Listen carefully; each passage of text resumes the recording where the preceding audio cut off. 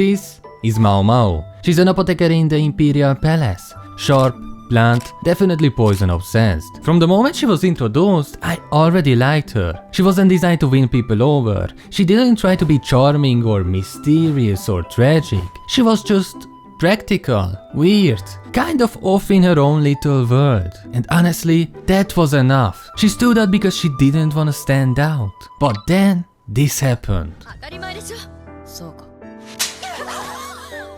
Maomao slaps a lady in waiting, drags her across the palace floor, and pours out a bottle of poison in front of a stand room full of nobles. And suddenly, everything changed. She didn't just feel like an interesting protagonist anymore. She felt real, uncompromising, powerful. And just like that, Maomao went from I like her to I love her.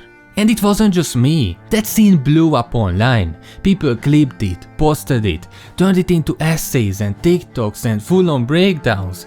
Because that one moment shows us something we didn't know we were waiting for. A female character who doesn't chase likability, who earns admiration by being exactly who she is. I'm Huno, and this is part of a series where I break down everything I love about the Apothecary Diaries. In this video, we are diving into the slap heard around anime Twitter, why it hits so hard, pun intended, what it says about you, about female protagonists, and how Maomao became one of the most beloved characters in anime right now.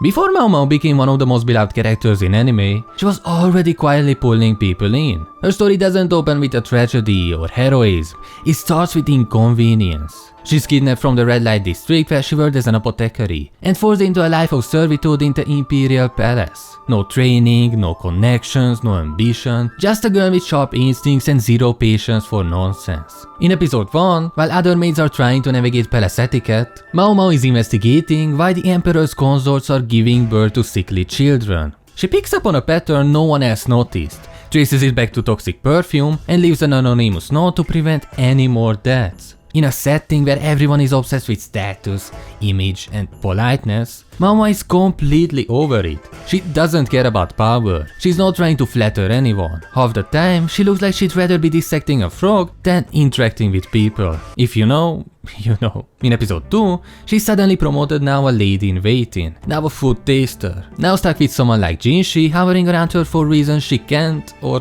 won't entertain. She's bored, frustrated, unimpressed. And then she's given a new assignment, create an aphrodisiac, which she does immediately, efficiently, and with the enthusiasm of someone who's way too into their job. This is the moment when people watching start realizing she's not just smart, she's obsessed. She will throw herself into chemistry, into compounds, into a trial and error, like she's the main character in a 4-scene club drama. And she does it all without any need to look good doing it. In episode 3, she's handed a supernatural mystery, a ghostly woman dancing on the palace walls at night. But instead of freaking out or brushing it off, Maomao does what she always does, observes, questions, and connects the dots. What she finds is a sleepwalking consort, Fuyo, and a quiet rebellion hidden behind her graceful movements. Fuyo isn't cursed, she is trying to escape in her own way, from a system that never gave her a real chance. And Maomao sees through all of it. She doesn't offer sympathy, she just understands. This is where the connection gets stronger. By this point, if you are still watching the show, there is a good chance you already like her.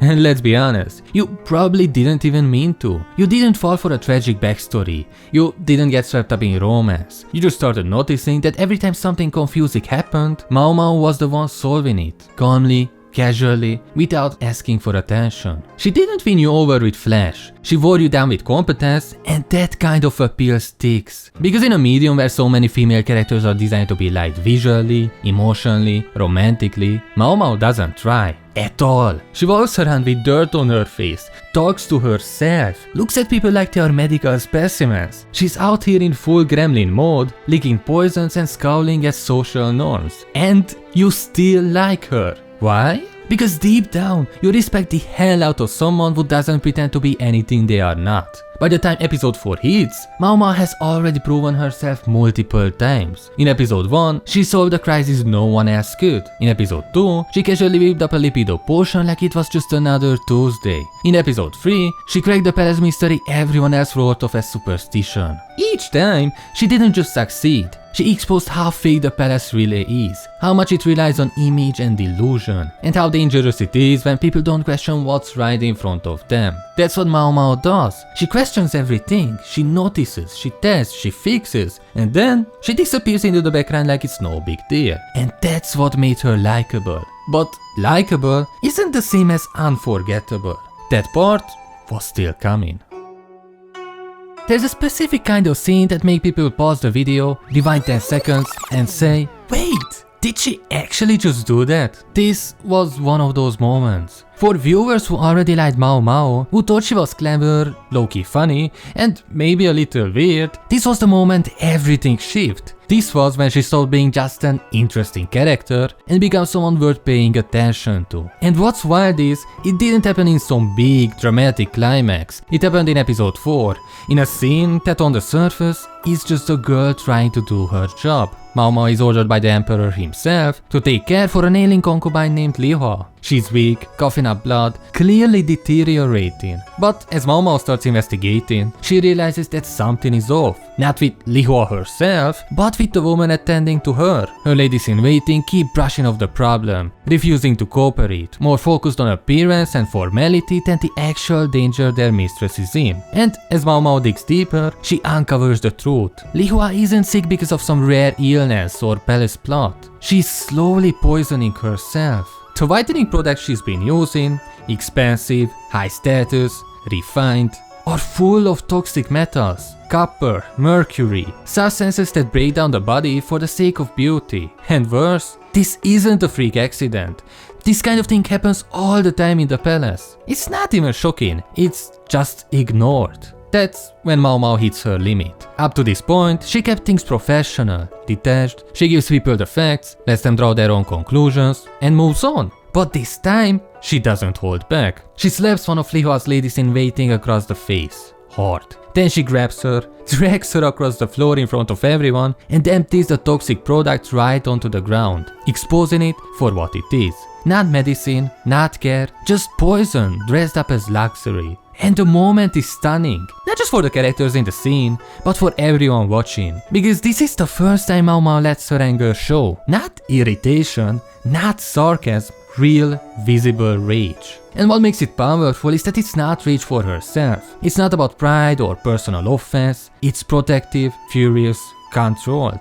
She's angry because someone is dying for the sake of beauty, and the people around her either didn't notice or didn't care. And for someone like Maomao, who has spent her whole life understanding how delicate and dangerous the human body can be, that kind of willful ignorance is worse than any poison. So no, she doesn't just treat the symptoms, she tears the whole thing open, publicly, directly, without apology. And that is what made the moment explode online. It wasn't just satisfying, it was a full reveal of who Maomao really is. Not just a weird little apothecary who solves mysteries and mutters about poison. She's someone with boundaries, with a code, someone who will break every rule of palace decorum when it means doing what's right. Before this, she was easy to like, quirky, clever, offbeat. After this, she was unforgettable. Maomao shouldn't be this rare. And yet, the moment she slapped the lady in waiting and dragged her across the palace floor, the internet lit up like someone just discovered a new genre. Why? Because a female character doing something bold, sharp, and entirely on her own terms still feels like an event. And that says more about the industry than it does about her. There's a pattern in how anime writes women. And if you watched even a few shows, you know it. The clumsy but cute girl. The emotionless but secretly fragile one. The love interest who only exists to blush and fuel romantic tension. Or the strong girl who gets one cool fight and then disappears so the real plot can happen. And it's not just about tropes, it's about how these characters are written to be liked instead of written to be people. That's what makes Maomao stand out. She's not designed to charm you. There is no effort to soften her weirdness or frame her behavior as endearing in a marketable way. Because even if she's cold, even if she's messy, even if she keeps you at arm's length, you can tell there's something real there.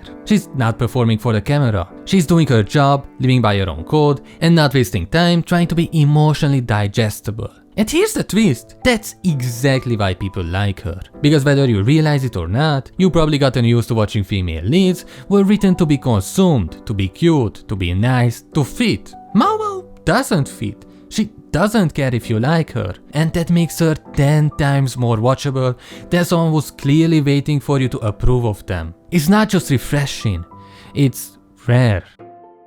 Maomao isn't the only character who's ever pulled this off. In fact, if you look at other beloved female characters across anime, and even outside of it, you start to notice a pattern. Take Toph from Avatar: The Last Airbender. She's rude, arrogant, sarcastic, and completely in control. She doesn't do cute, she doesn't do vulnerable, she doesn't need approval from anyone, and she definitely doesn't care what you think of her. But she's competent, she's funny, she shows up, owns the scene, and leaves you wanting more. And like Maomao, the more she resists the spotlight, the more the audience leans in. Or look at Violet Evergarden, a character on the complete opposite end of the emotional spectrum. She's quiet, emotionally shut down. She has no idea how to connect with people at first. But what makes Violet so compelling isn't what she says. It's how hard she tries to understand what others are feeling, even when she doesn't understand herself. Her growth isn't loud, it's not flashy, it's subtle. And that's what makes it hit harder.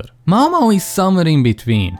She's not emotionless, but she guards her feelings under layers of logic and dry wit. She's not cruel, but she's blunt enough to sting. And she's not heroic, but she will step in when no one else will, because she cannot. That's the thread that ties them all together. These are characters who were written to act, not perform. They don't beg for your sympathy. They don't pause for applause. They are too busy doing what makes sense to them, and they grow in ways that feel earned, not engineered. And that's why people remember them. They are just written like people. And in a genre that often leans on exaggerated emotions, archetypes, and fan-pleasing shortcuts, that kind of grounded character writing is rare enough to feel revolutionary. Maomao is part of that tradition. She's not trying to be iconic, but she's getting there anyway. She wasn't written to be admired, she wasn't designed to fit into anyone's fantasy, she was built like a character first. Flawed, competent, weird, guarded. And while most anime heroines are stuck proving they are strong enough, soft enough, or sweet enough to matter, Maomao just shows up, does her job, and leaves everyone else trying to catch up. That's the difference. She doesn't ask for attention, she earns it. Not by being perfect, by being impossible to ignore. If you want to dive even deeper into the story, I got a whole video on Maomao and Jinshi's relationship, and how this slow burn on romance somehow does romance better than most romance anime. Click here to check it out. Thanks for watching, goodbye.